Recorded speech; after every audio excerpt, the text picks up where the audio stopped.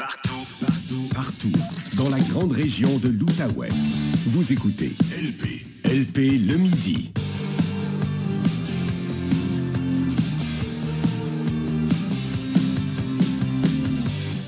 OK, c'est le temps maintenant d'aller retrouver le microbiologiste Patrick Filion, professeur au Cégep de l'Outaouais, qui est habituellement avec nous le lundi, mais disons qu'on avait tous les deux d'autres priorités hier, vous probablement aussi. Alors, on se reprend aujourd'hui. Salut Patrick!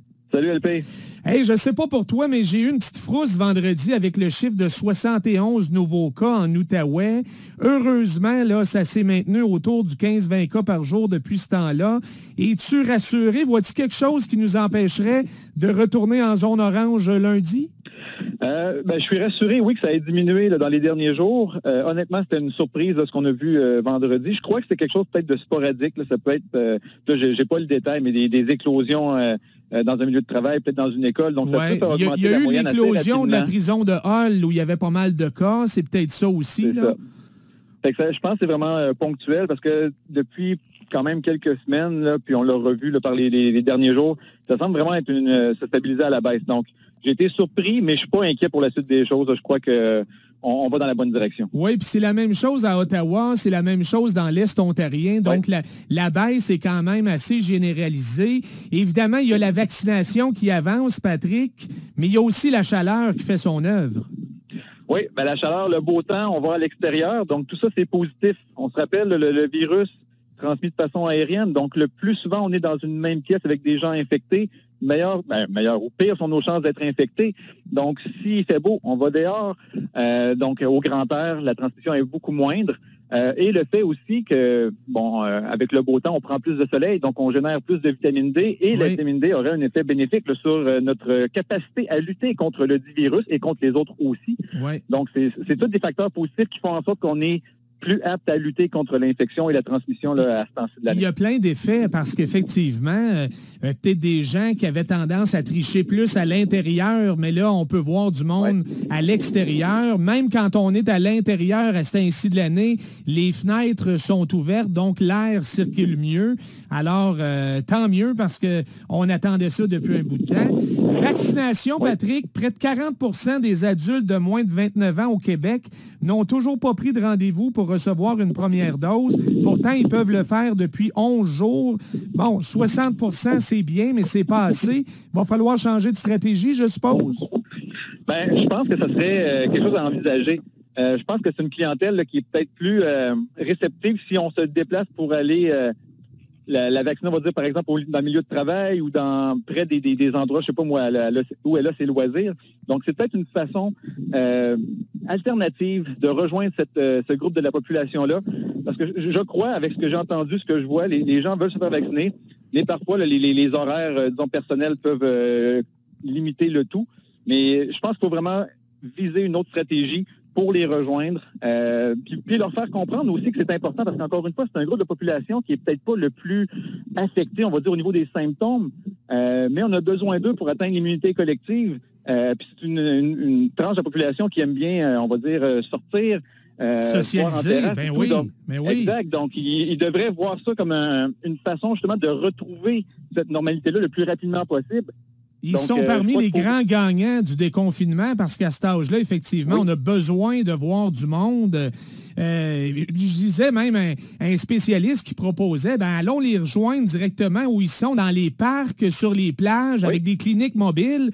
Je présume qu'on pourrait faire ça si jamais on voit que ça ne monte pas dans les prochaines semaines. Là. Absolument. Puis, moi, dans les dernières semaines, là, il y avait par exemple, je donne un exemple, des food trucks là, à la Marina d'Elmer, là. Mettez pas un food truck, mais un vaccin truck, là. Faites quelque chose du genre.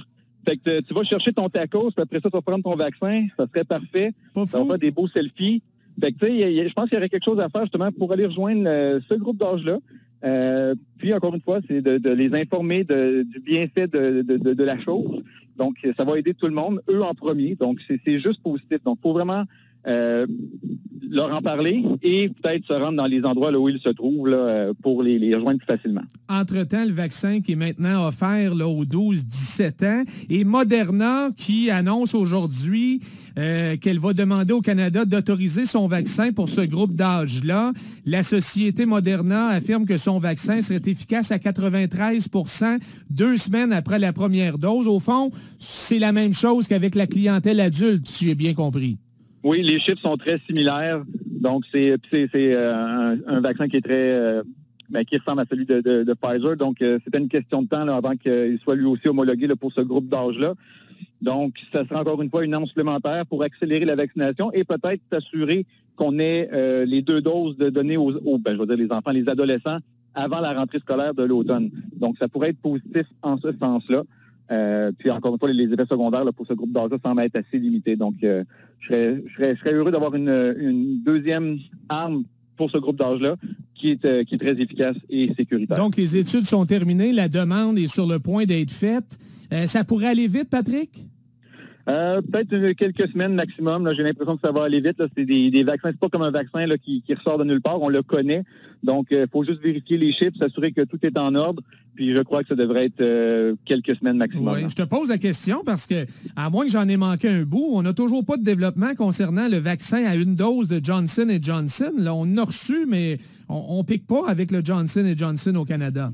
Non, pour l'instant, c'est pas encore quelque chose qui est utilisé.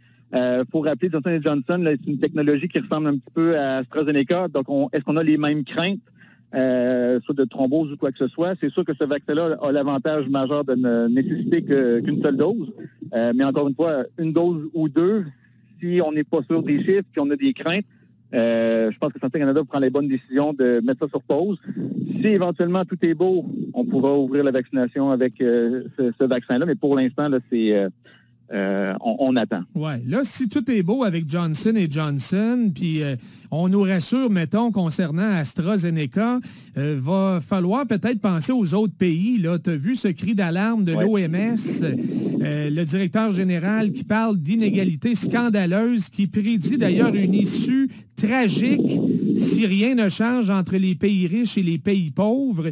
Il rappelle que plus de 75 % de tous les vaccins ont été administrés dans seulement 10 pays. Ça inclut le Canada. À quel point ça pourrait nous rattraper à moyen ou à long terme, Patrick? Oui, il faut se rappeler, là, chaque personne qui est infectée par ce virus-là peut devenir un incubateur à variants. Donc, oui, on veut se faire vacciner, nous, mais on ne veut pas que les pays, on dit, moins nantis financièrement, n'aient pas accès aux vaccins et que leur population soit affectée et qu'il y ait développement de variants. Pour l'instant, les variants sont sous contrôle, on va le dire comme ça, les vaccins semblent bien répondre, mais on n'est pas à l'abri d'une mutation extraordinaire qui pourrait changer la donne.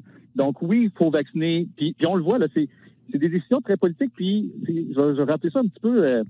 c'est comme une famille. Tu veux protéger ta famille en premier, donc tu veux que tout ton monde soit en santé. Mais là, c'est global. C'est bien beau vouloir vacciner les Québécois, les Canadiens, mais il faut y aller de façon plus globale, si on veut s'assurer de passer à travers cette pandémie-là, parce que si on ne fait que vacciner les pays riches, Europe, États-Unis, Canada et tout, éventuellement, ça pourrait nous rattraper. Puis les gens veulent et souhaitent retrouver les voyages, mais tant qu'on n'aura pas le contrôle dans certains pays, ça va peut-être pas être aussi facile qu'on le souhaite. Donc, il faut qu'il y ait plus de partage. Et là, ça devient délicat parce que, nous, on commence à vacciner nos ados, puis on pense même déjà aux enfants. Puis c'est pas des groupes d'âge qui sont très affectés. Donc, est-ce que ce serait plus sage d'essayer de partager ces vaccins-là pour cibler les populations les plus vulnérables, donc on va dire la population adulte, puis d'attendre pour les enfants. Oui. Mais là, pour l'instant, tu le vois, on le voit ici, là, on vaccine nos ados déjà, puis on parle déjà d'une 2e dose avant même la fin de l'été, alors que des pays ont des pourcentages de vaccination en bas de 2 %. Puis nous, c'est un peu gênant parce qu'on avait quêté des vaccins dans le programme COVAX destiné aux pays les plus pauvres. Puis en plus, on s'en sert pas vraiment de ces vaccins-là présentement. Là, je parle du AstraZeneca. Je comprends qu'on... C'est sûr, là, on criait tous qu'on voulait que ça avance le plus vite possible au Canada, mais comme tu dis, quand on regarde un petit peu nos voisins, là, c'est bien beau protéger ta famille, mais si le voisin n'est pas protégé, ça pourrait te revenir d'en face de toute façon un moment donné, là. C'est ça. Si le feu est poigné chez le voisin, ça traverse chez vous. Fait qu'il faut vraiment avoir, disons, une conscience plus grande là-dedans. Puis ça va peut-être finir par se jouer sur les fameux brevets Les brevets là, sont protégés, puis les compagnies ont reçu énormément d'argent public pour faciliter la tâche dans le développement des vaccins. Donc oui, il y a des brevets qui appartiennent aux compagnies, mais cet argent-là vient des gouvernements. Donc là, il y a vraiment beaucoup de questions éthiques là, auxquelles là, les compagnies pharmaceutiques devront répondre, parce que ce vaccin-là devrait être, on va dire, libre de droit et qu'on puisse en produire de plus grandes quantités pour que ce soit distribué à l'échelle de la planète. Tout à fait. On s'arrête là-dessus. On va surveiller ça, évidemment. On se reparle bientôt. Merci beaucoup, Patrick. Bonne semaine. Ça fait plaisir. Bonne semaine. Voilà pour Patrick Filion, microbiologiste et professeur au Cégep de l'Outaouais. Dans un instant, on parle de terrasse. Ça s'en vient dans quelques jours.